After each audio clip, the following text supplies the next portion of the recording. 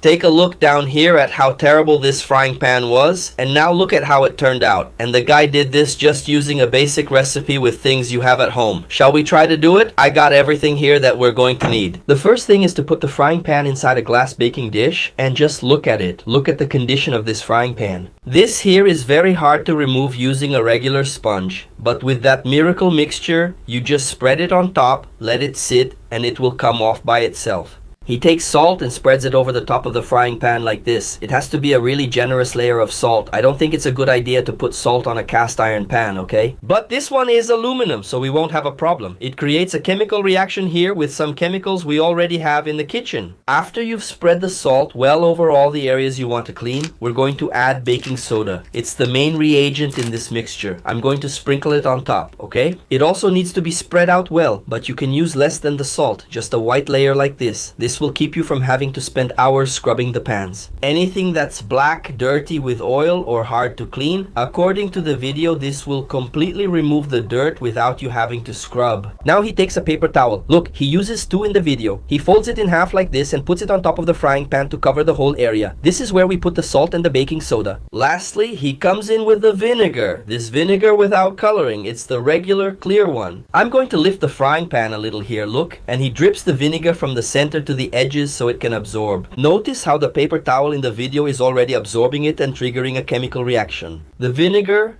baking soda, and salt mixture should be very wet so the paper sticks to the frying pan. It's already making some noise here. Something's happening. Look, it seems like it's effervescent, just like those effervescent tablets. I think the vinegar is reacting with the baking soda here. It's already really stuck here. I'm pressing it down all over so that the paper towel holds the vinegar on top of our baking soda and salt. There, look, I'm going to pour a little more on top, and then we just need to wait. Just leave it here in this position inside the glass dish for 3 hours. No need to scrub anything. Take a look here. See how it's already fizzing? That's the same process on top of the pan. But will it actually clean the pan? We'll test it in a little while. I'll leave it like this for 3 hours, then we'll check if it works. 3 hours later. Now for the moment of truth.